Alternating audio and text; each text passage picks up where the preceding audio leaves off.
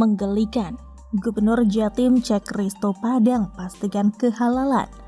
Ditulis oleh Syardi dari siwar.com. Babi lagi. Memang kalau sudah mendengar nama ini atau melihat dagingnya, banyak yang kejang-kejang dan kebakaran jenggot. Mendadak banyak yang menjadi sok suci dan merasa paling tidak berdosa. Dulu ketika Jokowi sempat menyebut Bipang Ambawang, banyak yang seperti kesetanan. Ditambah lagi banyak pihak brengsek yang memperkeruh situasi dan bikin gaduh. Jadilah ini politisasi babi. Sekarang nasi padang babi juga dipolitisasi oleh sebagian orang untuk pansos atau cari muka. Beberapa waktu lalu, salah satu ustadz sebar berita tanpa tabayun lalu dengan entengnya cuma minta maaf. Sekarang ada lagi satu gubernur yang entah ngapain. Gubernur Jatim Hovifah Indar Parawansa. Dia tiba-tiba mengunjungi salah satu rumah makan Padang di kawasan Kertajaya Indah, Surabaya. Coba mau pastikan tidak ada makanan non-halal seperti rendang babi atau gulai babi. Kami ingin mengajak seluruh masyarakat dari viralnya informasi yang beredar. Katanya ada rendang babi di restoran Padang. Kalau rumah makan Padang atau namanya Minang, jadi rumah makan ini dijamin kehalalannya, kata Hovifah. Hovifah mengaku sudah menanyakan ke pemilik rumah makan apakah yang bersangkutan menjual babi. Pertanyaan itu untuk memastikan bahwa tidak ada makanan non-halal yang dijual. Dari situ saya juga sampaikan agar memberi kenyamanan dan keamanan ke konsumen. Paling tidak di depan rumah makan dipasang stiker atau imbauan bahwa 100% halal.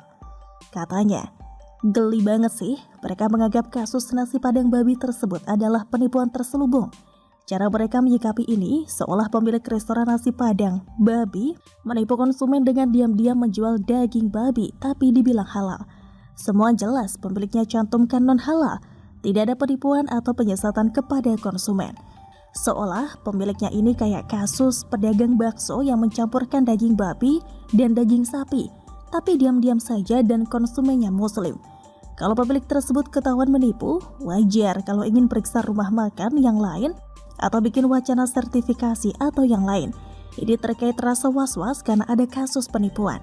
Tapi restoran yang dipermasalahkan sama sekali tidak menipu. Dari awal brandingnya jelas yaitu non-halal. Lagi pula sudah tutup 2 tahun lalu, baru sekarang diributkan. Saya sering bilang ada sebagian politikus atau pejabat yang memang doyan politik model seperti ini. Ada isu mereka tunggangi karena lumayan memberikan cuan secara politik. Pansos atau cari muka padahal aslinya norak dan menggelikan. Gubernur ini contohnya, kasus apa, reaksi beda pula. Gubernur ini contohnya, kasusnya apa, reaksi beda pula. Ada yang marah tapi tidak nyambung, ada yang bertindak tapi tidak nyambung. Ini seperti politisasi dan di samping mereka ada yang sengaja mau memperkeruh situasi sama seperti saat Jokowi pidato soal Bipang Ambawang. Mereka mungkin ingin meraih simpati para gerombolan sumbu pendek yang merasa sudah yakin masuk surga. Ujung-ujungnya memanfaatkan sentimen agama untuk meraih dukungan, biar mereka dianggap religius, taat agama, padahal niatnya belum tentu seperti itu. Politisasi agama di negara ini sudah terlalu overdosis. Gimana rakyatnya mau cerdas kalau sampai detik ini masih banyak yang seolah sengaja pamer kebodohan demi ambisi tertentu?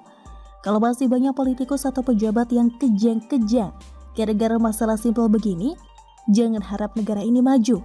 Kapasitas nalar dan otak pun tidak cukup mencerna ini dengan baik. Gimana mau disuruh mikirin cara bikin pesawat tempur, pesawat ruang angkasa, eksplorasi Mars, teknologi nano, modifikasi genetika, internet 6G dan lain-lain. Ngapain coba mikir sejauh itu? Yang penting masuk surga. Dunia ini cuma sementara, yang penting surga di tangan, gitu kan? Bahkan Gubernur Sumbar wacanakan sertifikasi masakan Padang. Jadi nanti misalnya saja, gudeg Jogja juga harus sertifikasi dan tidak boleh dimodifikasi. Soto Betawi, sop konro Makassar, sate Madura, babi panggang karo, Bipang Ambawang, mie Aceh, Chinese food, semua disertifikasi, tidak boleh dimodifikasi, tidak boleh diubah bahan aslinya. Kalau melanggar, maka akan disebut penistaan. Lama-lama bubar negara ini gara-gara ego seperti ini. Bagaimana menurut Anda?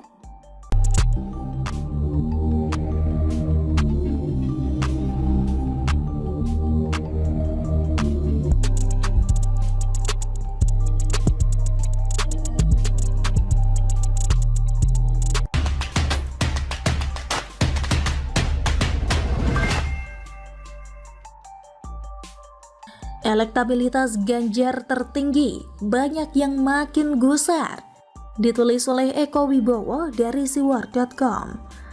Poltreking Indonesia terkini menyatakan bahwa Gubernur Jawa Tengah Ganjar Pranowo adalah figur terkuat calon presiden di pemilu 2024. Dikutip dari CNN Indonesia, elektabilitas Ganjar adalah yang tertinggi, yaitu dengan raihan 30,6%. Kemudian disusul Prabowo dengan elektabilitas 26,8% dan Anies dengan elektabilitas 19,8%.